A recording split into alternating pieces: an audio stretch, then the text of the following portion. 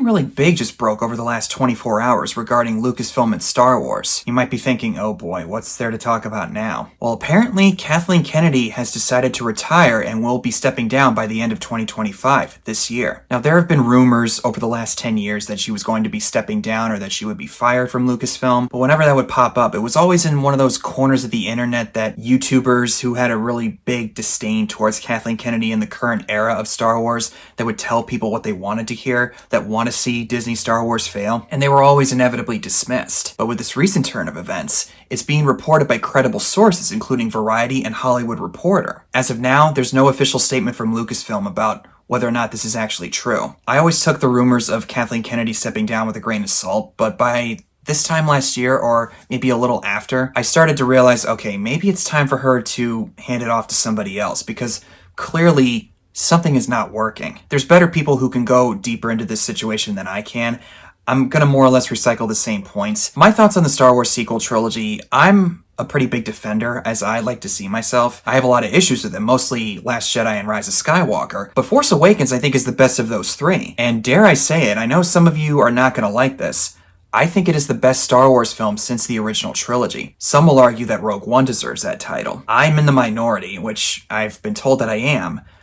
I find that movie to be very overrated and just very hollow and messy. I mean, I've gone in depth about it before, but I didn't care for it. But for a period of time, once Kathleen Kennedy took over Lucasfilm, throughout the fandom and the general public, there was a sense of excitement that had been built up. Force Awakens was the first Star Wars movie that we had in 10 years since Revenge of the Sith, and chronologically speaking, was going to follow 30 plus years after the events of the original trilogy. We had the original trio back, Luke, Han, and Leia. Chewie was coming back, and we had a new set of characters, Rey, Finn, and Poe, and Kylo Ren. It was a mixture of old and new, and it was a way to get fans back on board with the franchise after they got burnt out by how the prequel trilogy turned out. The prequels have their fans, yes, and even more so now, but consensus-wise, it didn't really stick the landing with a lot of people. I still maintain that Phantom Menace is the worst of all the Star Wars movies, and Attack of the Clones is a little bit better, but not by much, and Revenge of the Sith is not bad. If you want to know my thoughts on those three, you can check the link right here. But ever since The Last Jedi, with how it seemed like, at least for most people, it was like a big, huge flip in the opposite direction on how certain fans felt that The Force Awakens was too derivative. Even with all that, Force Awakens presented a lot of interesting questions. And Rian Johnson, and I don't mean any disrespect to the guy, the impression I got was that he came in, saw what J.J. Abrams had done, and said, no, I don't want to deal with that. I'm going to tell my own story. Like with the prequels, Last Jedi has its fans, but not everybody was sold on it. And the same thing can be said for Rise of Skywalker. I personally prefer watching The Rise of Skywalker over Last Jedi, but I recognize that it was a huge flip back in the other direction that JJ wanted to go in. And I think sometimes a little too far in that direction, with the fan service especially. Palpatine. No need to go into that. I already did a review over a month ago. With all this stuff that I'm talking about, and other people have talked about this to the point where it's just not original anymore, Kathleen Kennedy hasn't really done a good job. In fact, I would say she's done pretty bad. Now, in the system of the Disney brand, that's also got problems of its own, so she just kind of fell into that broken mechanism. And Marvel has been struggling with this too, with their multiple streaming shows, quantity over quality. And at least with Marvel, they are trying to dial it back and keep it simple and going back to basics. It's one thing to have a serialized series of sorts, because it's basically a live-action comic book. Star Wars is very different from that. They said that they were going to have at least a Star Wars movie every single year. Well, that didn't really work out, because now it's been over 5 years since The Rise of Skywalker. And Mandalorian and Grogu is supposed to come out next year, I think in May of 2026. It has been officially confirmed, so we know there's at least one new Star Wars movie that's coming. By that point, it'll be 6.5 years after the sequel trilogy. And we've had some television shows in between, yes, with The Mandalorian, Andor, Kenobi, Ahsoka, and The Acolyte. And Skeleton Crew, which I have yet to check out. And Acolyte, I've only watched the pilot episode. I didn't get around to catching up on the rest of it. Heard plenty of things about how the quality was for a lot of people, so it kind of rendered the point of watching it pretty useless. I'll get to it eventually, but you guys get the idea. Also, with the fact that there have been multiple movies that have been announced by Lucasfilm, but a lot of them never really made it past pre-production. Going into the problem of how Kathleen Kennedy is not really good at managing how a project should go. Sean Chandler did a video on this recently where she hasn't really been able to build momentum or get some sort of excitement going over the Star Wars brand. Picking some really big names like Phil Lord and Chris Miller, who are known for the Lego movie, but then she brings them on to a project about Han Solo, which I personally was not against the idea of a Han Solo movie either way. But as I've read into the production troubles throughout the last several years, the combo wasn't really clicking. Then Ron Howard comes in, a respectable filmmaker, and actually someone who worked with George Lucas on American Graffiti a long time ago. So I guess I would understand why they would bring him into the picture. But that's really it. They choose a lot of these big name directors and writers. Whereas with The Mandalorian, with almost every episode, they have these low-level creative teams that kind of put their stamp onto each episode, or at least most of the episodes that they cover. Bryce Dallas Howard, Ron Howard's daughter, even did an episode or two. Patty Jenkins, who was famous for the Wonder Woman movie with Gal Gadot, she was supposed to do a Rogue Squadron movie that was in vein of Top Gun, but even then, that never made it past pre-production. Now, the Rey Solo film is supposedly on its way, and it has been making some big changes. I mean, it was announced at Star Wars Celebration a couple years ago, so I think there is some credibility that it is going to happen at some point. The question is, when? With how Kathleen Kennedy has been running things for the last several years, especially as it's become notable since 2020, there's always something that went wrong with pre-production. Like, it just started out, okay, this is the next movie that's coming out, but then it just disappears under the radar and we never hear it mentioned again. I think at some point even I had to acknowledge Kathleen Kennedy is not up to the job. And that's not to take away from what she's been able to do as an executive producer or a big known producer in Hollywood, has a producer credit in various films from Jurassic Park to Indiana Jones. And I don't expect everyone to be a hardcore Star Wars fan. I think she does respect the material, but she's not exactly a fan.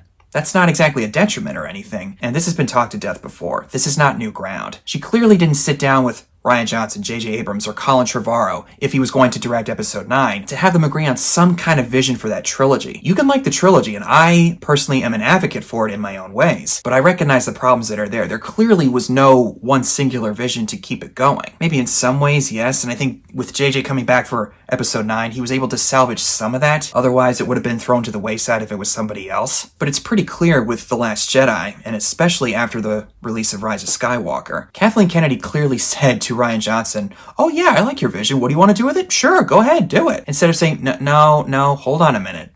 JJ had something else in mind. You need to follow what he set up. I mean, I've said this before, and other people have said it too.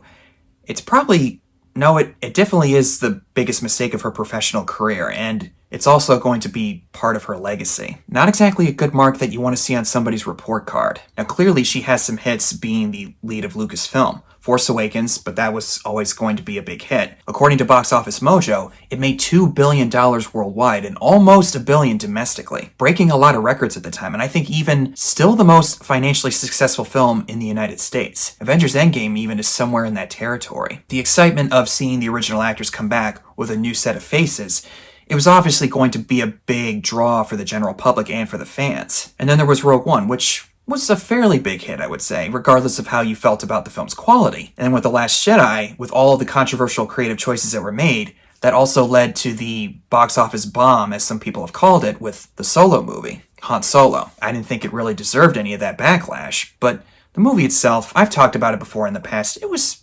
fairly entertaining, not bad, similar to how I felt about Brave New World recently. Pretty mid.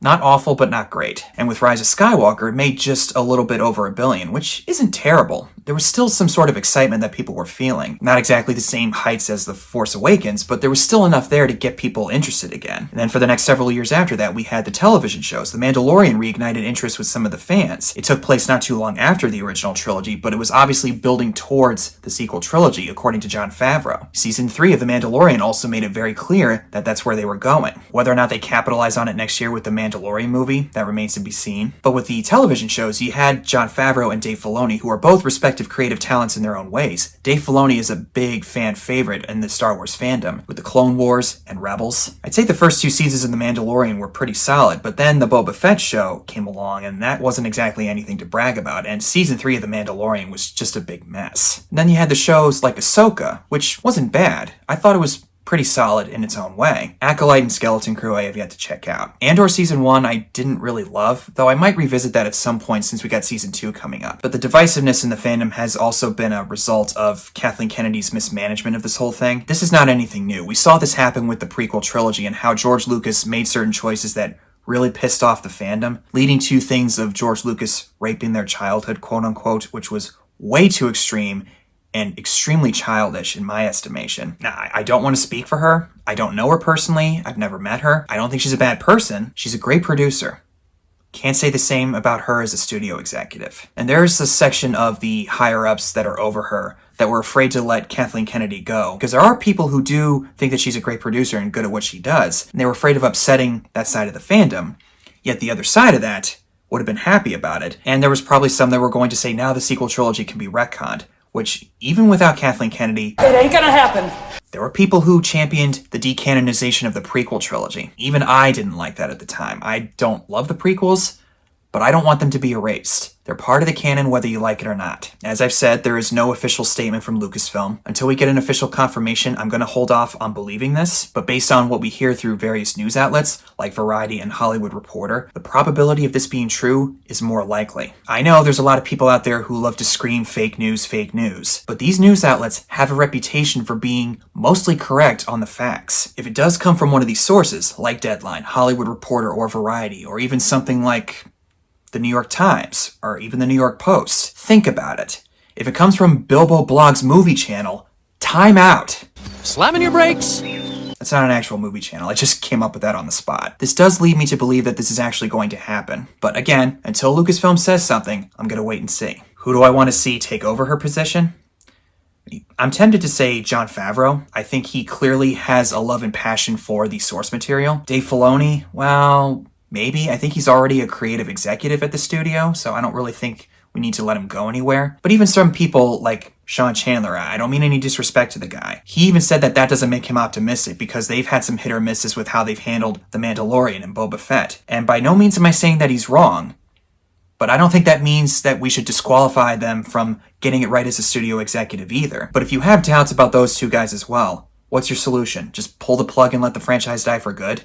Some people might actually want that. I don't. I want to see another good Star Wars movie again. I want to see another good Star Wars show. I want to see more Star Wars come out. Maybe not in the ways that they're doing with Marvel right now, where it's every single year. Space out the movies in between. Marvel, at least from what I've been hearing from Kevin Feige, they are trying to course correct and take the steps that are necessary to get back on the right lane. Star Wars, on the other hand, that's a different animal. Some people have suggested that J.J. Abrams should take over.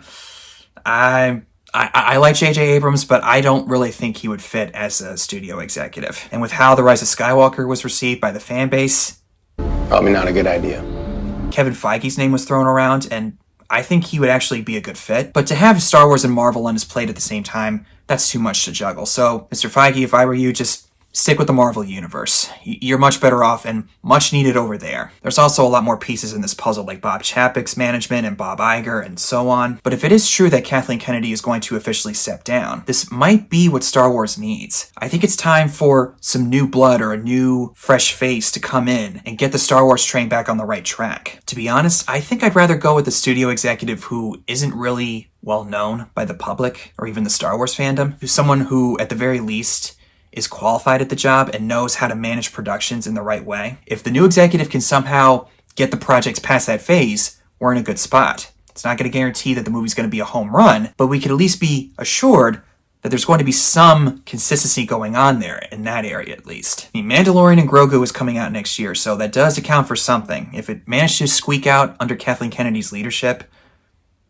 I consider that at least a win in some capacity. But even then, whoever comes in at the top of the studio, I don't even think that's going to really help matters with the fan base anyway. Knowing how the Star Wars fandom is, they're going to scream bloody murder into the stratosphere no matter what happens. I think it was important for me in this video to address that other side of the topic, that Kathleen Kennedy has made some really bad choices managing this whole thing, and everybody is tempted to say that we could put all the blame on Disney and Kathleen Kennedy for how Star Wars has turned out. You're not entirely wrong, but I still maintain I put all the blame on the people that attacked George Lucas when he was making the prequel trilogy. I think anybody that's like Kathleen Kennedy and like Disney, I think you're so dead wrong. Sure. I don't think you can be more wrong about who's to blame for the state of Star Wars. fans still, I think, have to take some responsibility for how things have turned out. If she ends up stepping down, Kathleen Kennedy, we might have a chance to get Star Wars back in the right direction again. As usual with the Star Wars fandom, please keep your comments as civil as possible. Feel free to tell me down below what you think of this whole situation, and I'll see you guys in the next one.